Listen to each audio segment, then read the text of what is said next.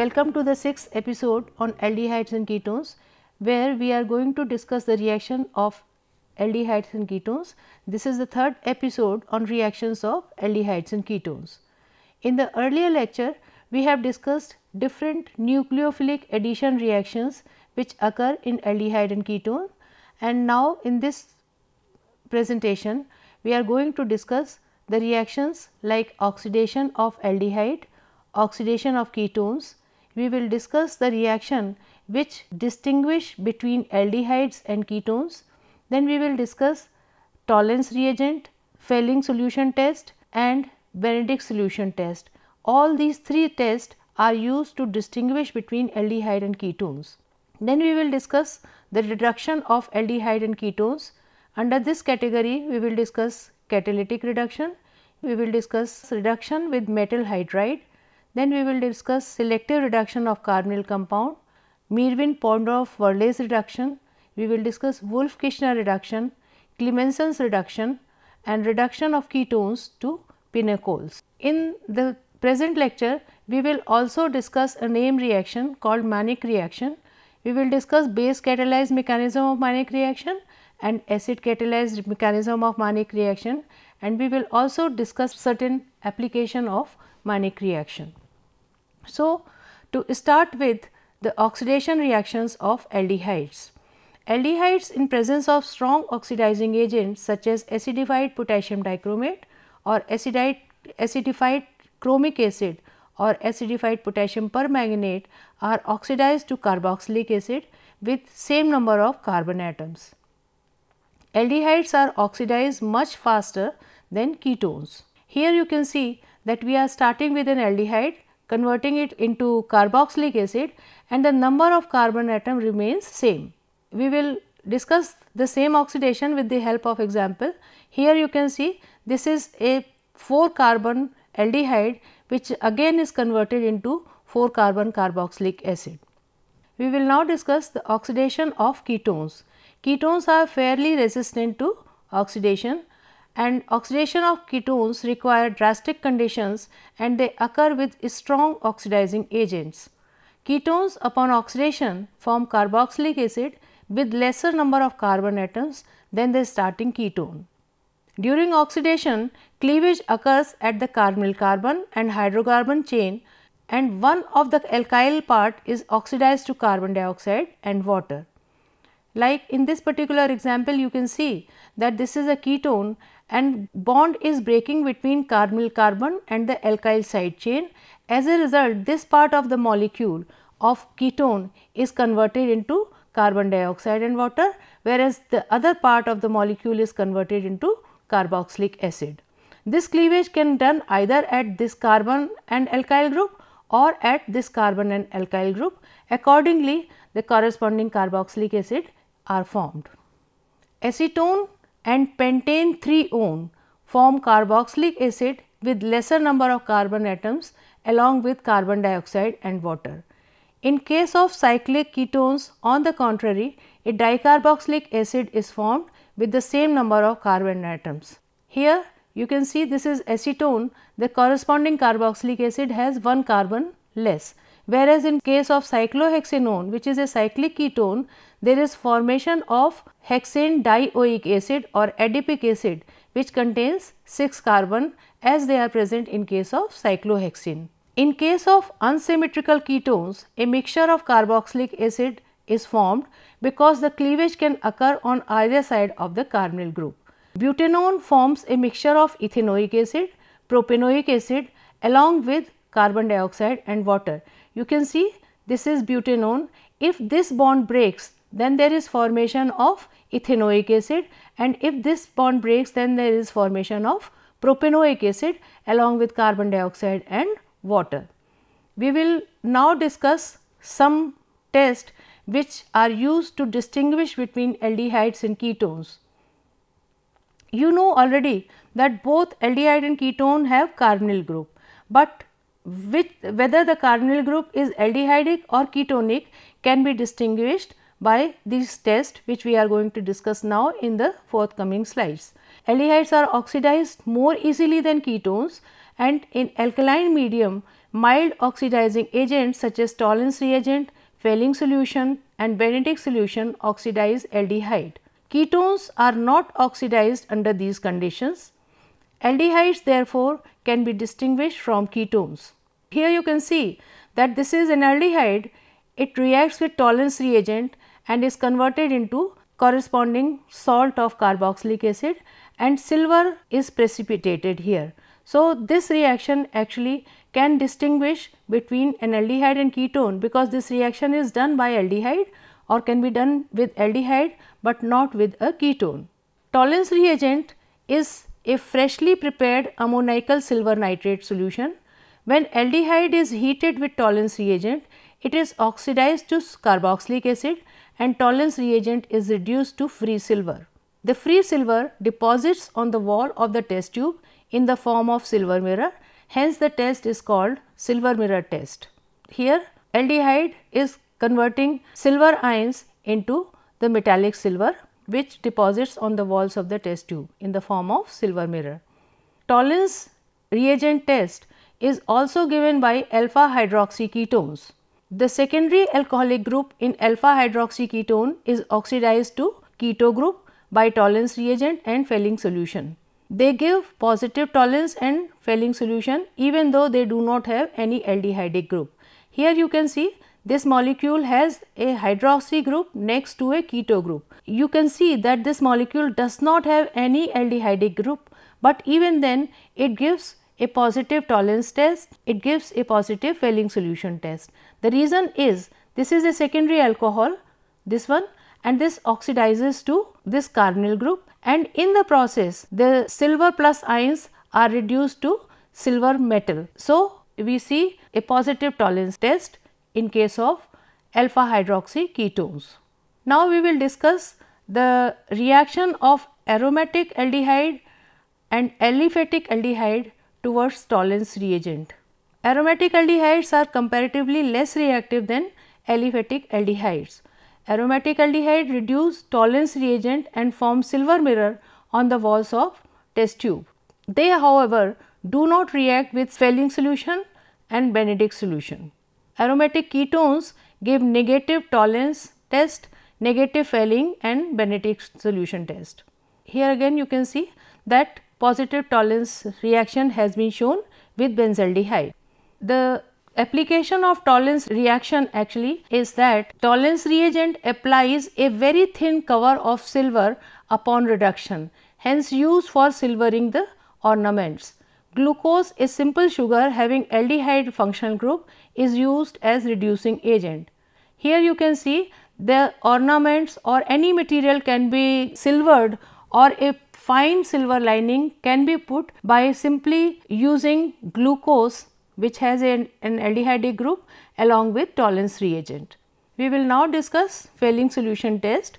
Fehling solution is a mixture of two solutions, Fehling solution A which is alkaline copper sulphate and Fehling solution B which is sodium potassium tartrate, also called Roche's salt in sodium hydroxide. The two solution on mixing furnish deep blue colored copper tartrate complex having copper 2 plus ions. Aldehyde reduce copper 2 plus ions to copper 1 plus ion and form brick red precipitate of cuprous oxide. You see this copper 2 plus ion, they have very bright blue color, whereas copper 1 plus ions have brick red color. So, conversion of a blue colored solution into a red colored solution clearly shows that the copper ions have reduced, and this has been done by aldehydes. So, an aldehyde gives positive Fehling solution test. We will now discuss Benedict test. Benedict solution is a mixture of copper sulphate, sodium tartrate and sodium carbonate which makes a buffered aqueous solution of copper 2 hydroxide and sodium citrate. Aldehydes, but not generally ketones, reduce copper 2 plus to copper 1 plus. Solution of copper 2 plus here is a distinctive blue color, and this color fades during the reaction as copper 2 plus is converted into copper 1 plus ions and a red precipitate is formed because of the formation of copper 1 oxide. Here this is glucose having aldehydic group is converted into corresponding gluconic acid, and in the process the copper 2 plus ions are reduced to copper 1 plus ions. We will now discuss the reduction undergone by aldehydes and ketones. Aldehydes and ketones are reduced to alcohols, glycols and alkanes upon reduction. The reduction is done with different reducing agents under different reaction conditions. Here you can see this is a ketone. Upon reaction with Raney nickel in presence of hydrogen, it forms corresponding secondary alcohol. During the process, this unsaturated carbon-carbon double bond is also reduced. We will now discuss catalytic reduction. The carbonyl group of aldehyde and ketone is reduced to alcohol in presence of metal catalyst like nickel and platinum. The reaction is done with hydrogen. Aldehydes form primary alcohol and ketones form secondary alcohol. Here you can see this is a ketone, so this forms a secondary alcohol upon catalytic reduction. Then reduction with metal hydride. Metal hydrides like lithium aluminum hydride or sodium borohydride reduce aldehydes and ketones to primary and secondary alcohols respectively.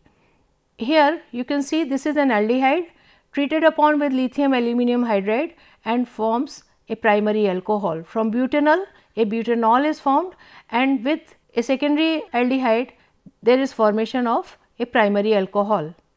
We will now discuss the selective reduction of carbonyl group. Lithium aluminum hydride and sodium borohydride reduce carbonyl group selectively, leaving behind double or triple bond in the molecule unaffected. Both carbonyl group and double bond get reduced by catalytic reduction, as we have seen earlier also. Like for example, we are taking these two examples. This is crotonaldehyde. It has a carbon-carbon double bond as well as a carbon-oxygen double bond. Now carbon-oxygen double bond is reduced to corresponding primary hydroxy group in presence of metal hydrides. But when we undergo the reduction in presence of hydrogen, then both the unsaturated groups are reduced and there is formation of normal butanol. So if we want to selectively reduce carbonyl group leaving behind the other unsaturated group present in the molecule unaffected, we can use these metal hydride as the reducing agent. Now we will discuss Meerwein-Pondorf-Verley's reduction. Here again reduction takes place and corresponding to aldehyde we get primary alcohol and with ketones we get secondary alcohol. The only difference here is in the nature of reducing agent. When the reducing agent is a solution of aluminum isopropoxide in isopropanol, then the reaction is called this Meerwein-Pondorf-Verley's reduction. Aldehydes are reduced to primary alcohol and ketones are reduced to secondary alcohol. Reduction can also be carried out with potassium tertiary butoxide in tertiary butanol. Here you can see this is a ketone, it is converted into secondary alcohol. We will now discuss another reduction method called Wolff-Kishner reduction. The reducing agent here is hydrazine, which reduces carbonyl group of aldehyde and ketones to CH2. The carbonyl compounds are heated with hydrazine in presence of base such as potassium hydroxide or potassium tertiary butoxide or potassium ethoxide. Carbonyl compounds which are sensitive to acidic conditions can be reduced by this method because we are undergoing reduction in alkaline conditions. You can see this is the carbonyl compound. First it forms hydrazone and then treated with alkali to form alkyl substituted cyclohexanone. Or you can see we have a carbonyl group CO group which has been converted into CH2 here. Cyclopentanone upon reaction with hydrazine forms hydrazone first, which after removal of nitrogen in a series of steps forms cyclopentane. This is cyclopentanone first forms this hydrazone and then undergoes Wolff-Kishner reduction to form cyclopentane. The carbonyl group here is converted into CH2. We will now discuss the mechanism of Wolff-Kishner reduction. In the first step, deprotonation from nitrogen takes place and in the second step reprotonation of carbon takes place. You can see here this is the hydrazone molecule In presence of base, this proton goes off, or we can say deprotonation is taking place. There is formation of this carbanion, and in the next step reprotonation takes place at this carbon. This proton comes at this carbon. So, first two steps are removal of proton from nitrogen and attachment of proton to carbon. In step 3, there is removal of second proton from nitrogen. In step 4, there is loss of nitrogen, and in step 5, the protonation at carbon takes place, so that there is conversion of carbonyl group into CH2 group.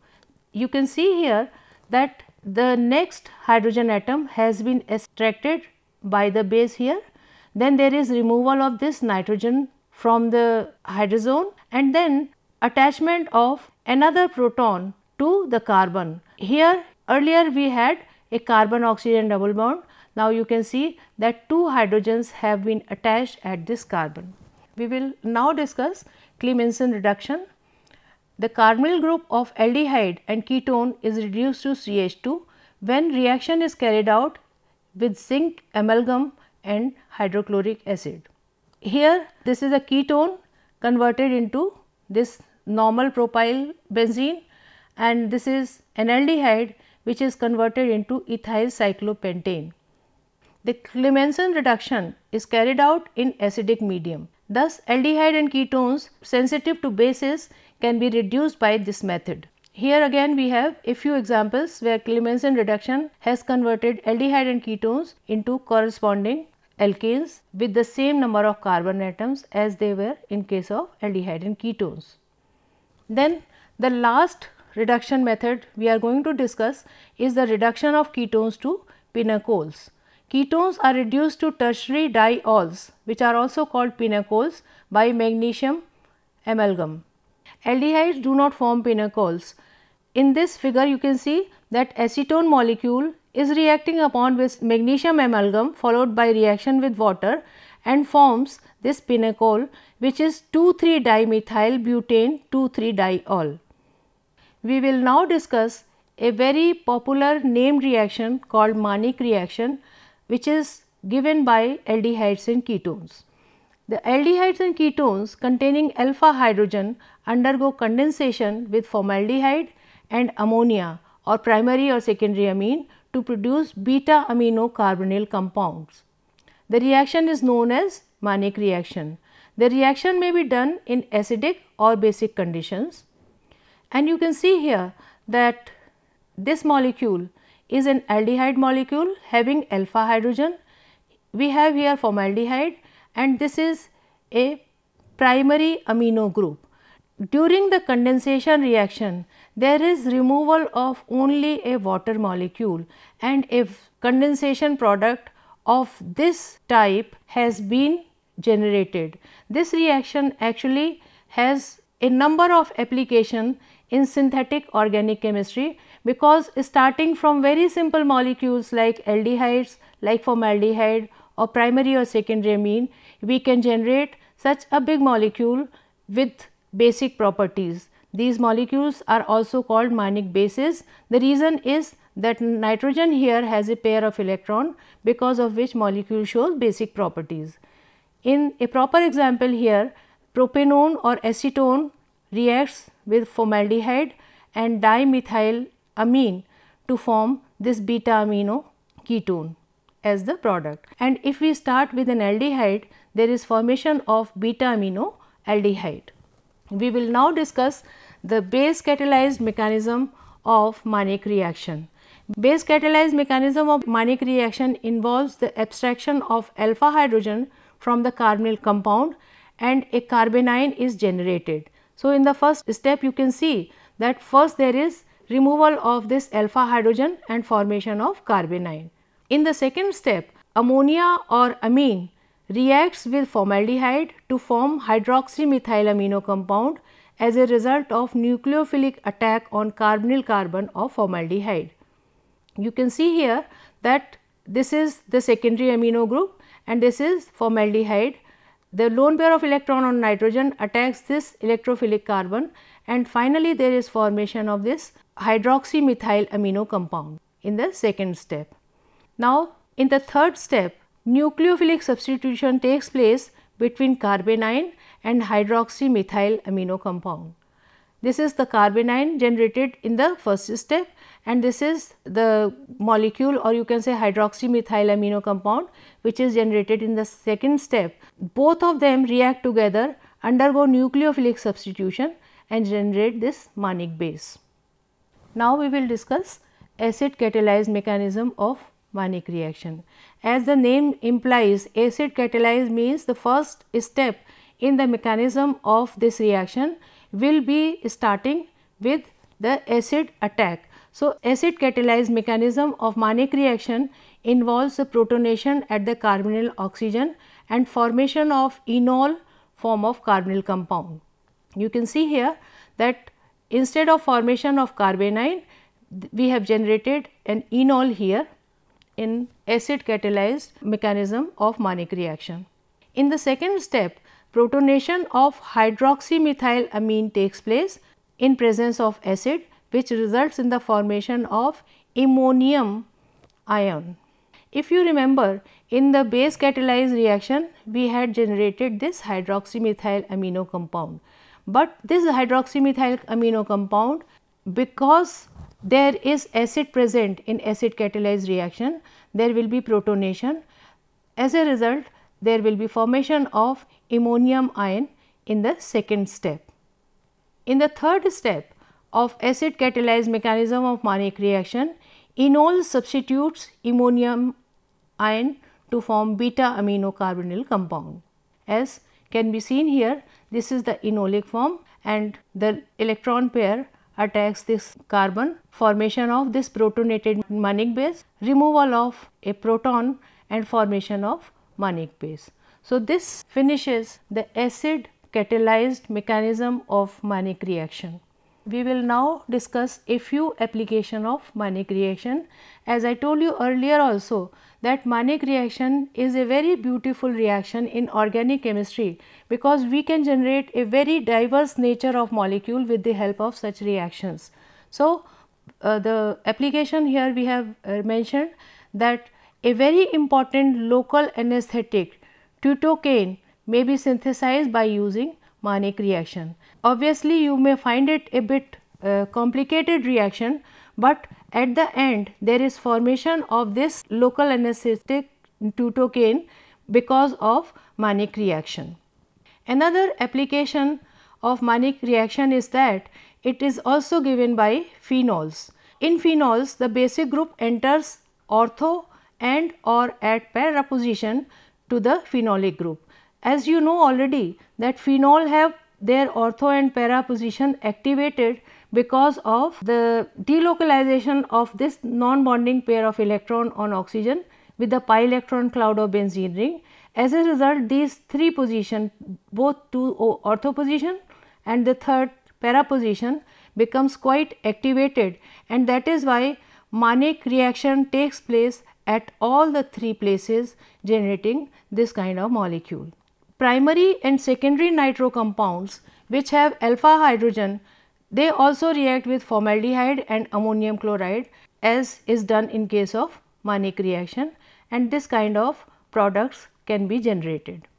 Now, to summarize today's lecture, we have discussed different oxidation reactions undergone by aldehydes and ketones.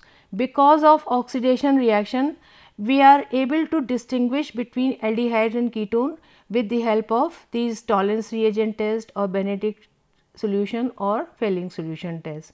So, we have discussed oxidation of aldehydes, we have discussed oxidation of ketones, then we have discussed various methods by which we can distinguish aldehydes from ketones, and these methods are Tollens reagent, Fehling solution test and Benedict solution test.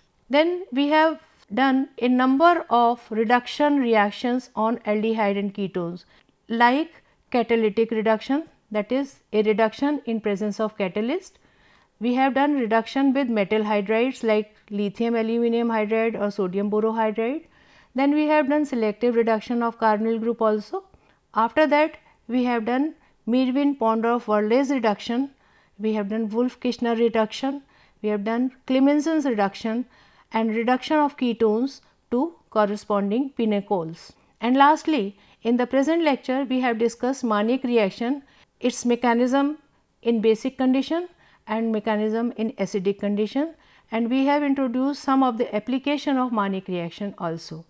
In the next episode on aldehydes and ketones, we will discuss some more reactions which have synthetic utility. Actually, aldehydes and ketones is a class of compound which has diverse utility, and as you will come across all these reactions, you will find that starting from aldehyde and ketone, we can form all classes of organic compound and very different and very complicated molecules also. Hope you like this lecture. Thank you very much.